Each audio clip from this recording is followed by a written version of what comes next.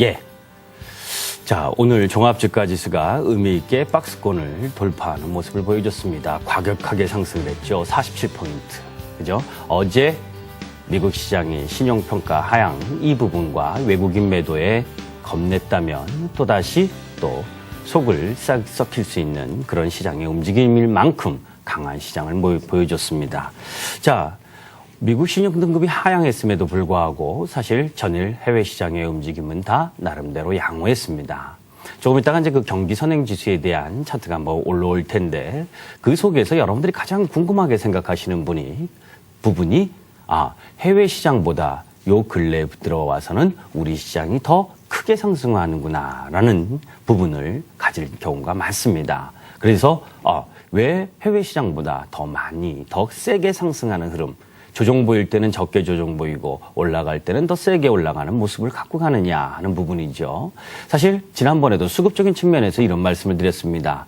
투자 주체별 매매 동향에서 개인이 많이 매수한다, 매도한다 이 부분을 예전과 같은 시각으로 바라보시지 마시라고 그랬죠.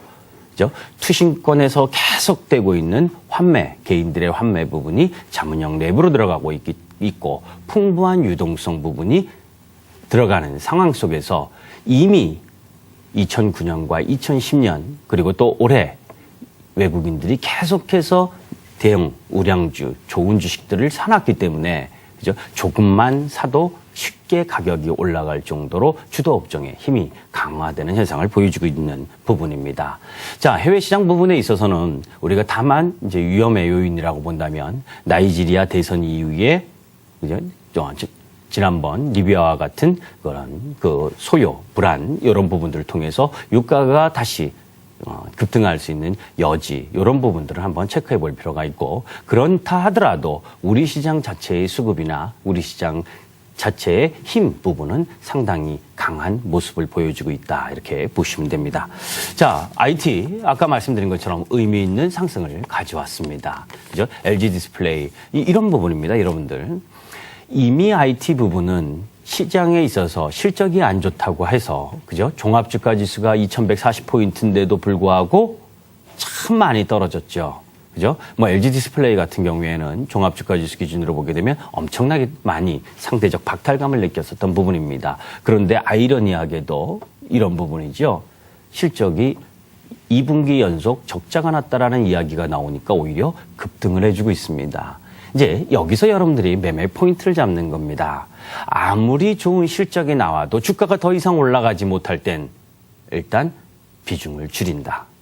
아무리 실적이 나빠도 이미 선반영되어 있는 가운데에서 악재성 재료가 계속 나옴에도 불구하고 주가가 상승하는 흐름을 보여줄 땐 거기에 동참을 한다. 그것이 가장 기본적인 주식에 있어서의 흐름이다. 이렇게 보시면 됩니다. 그래서 IT 이틀 동안 양봉을 냈습니다. 그죠? 참 어려운 구간에서 IT를 들고 고생하셨던 분들에게는 그나마 위안이 되시는 그런 흐름들이 전개가 됐는데 하이닉스 같은 경우에 부분에 있어서도 계속해서 지속적 상승을 가져갈 수 있는 힘이 충분하다라고 보시면 되고 삼성의 SDI는 저는 IT 쪽보다는 2차 전지 부분으로 보시는 것이 더 바람직하다는 쪽이고 아까 제가 LG화학을 차익 실현했다고 해서 LG화학이 나쁘다는 의미가 아니라 그 2차 전지와 관련된 흐름들은 새로운 산업, 새로운 성장성을 대한 기대가 지금 막 몰입되면서 올라가는 부분입니다. 그런 부분들의 같은 구역 내에서도 순환 흐름,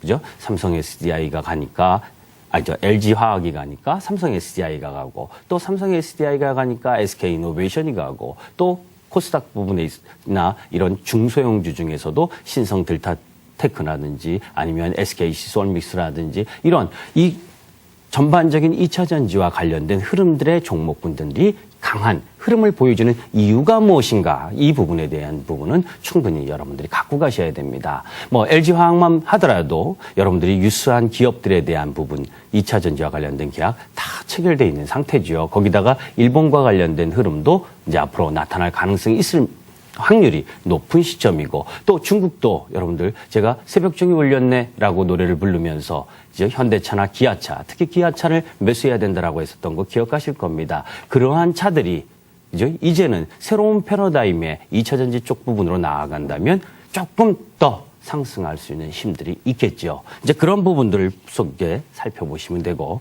화학 관련주, 그죠? 화학 관련주 전반적 부분에 있어서 오늘은 조금 약세, 조금 쉬어가는 흐름을 보여줬습니다. 그런데 호남수 교약이나 이런 부분들 자리 잘 잡고 있죠. 그죠?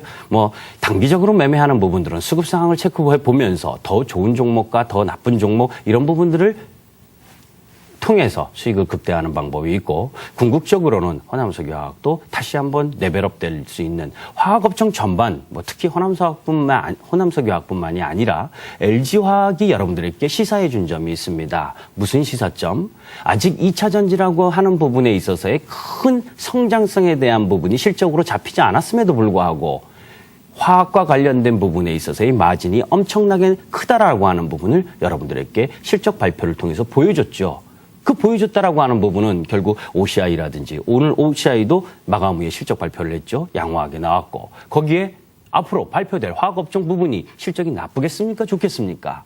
그죠? 결국은 주가는 실적으로 간다. 다만 단기적으로 수급이 안 좋았을 경우에 고통스럽게 하는 점은 있어도 화학 전반 부분은 사이클상 내년까지도 충분히 추가적인 상승을 갖고 갈 수 있는 부분이다라는 점에서 여러분들이 잘 살펴보실 필요가 있다. 자동차도 마찬가지입니다. 내일도 사겠다라는 현대차 많이 올랐죠. 그죠? 좀 부담은 됩니다. 양봉이 6개인가요? 7개인가요? 그런데 여러분들, 외국인이 엄청나게 차익 실현을 하고 있음에도 불구하고 우리나라 기관님들이 뒤늦게 많이 사고 있죠. 그죠? 뒤늦었지만 아주 잘한 일이라고 봅니다. 여하튼 가장 좋은 기업들과 앞으로 성장성이 높은 현대차나 기아차, 현대모비스 이런 유형의 종목들이 많이 올라온 것이 다소 부담이 되긴 하지만 글로벌 시장에서 우뚝 설 수 있는 기업들, 그런 부분들로 향하고 있는 부분에 크게 두려워할 부분은 아니다. 여러분들 외제차보다 우리나라 국산차 많이 좋아졌습니다. 그죠? 흑자는 이럽니다. 벤츠보다 못하다고. 맞습니다. 가격이 싸잖아요. 대신에.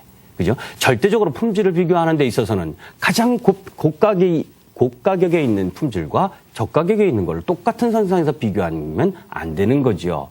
동일한 가격 선상에서 아니면 동일한 품질 선상에서 어느 것이 더 나은가를 선택을 하는 겁니다. 여러 가지 부분에 있어서 업종 전반 부분으로는 양호합니다. 시간이 없네요. 그런데 마지막으로 이야기를 하나만 더 하겠습니다. 우리가 주식을 매수하는 포인트는 어떤 포인트냐?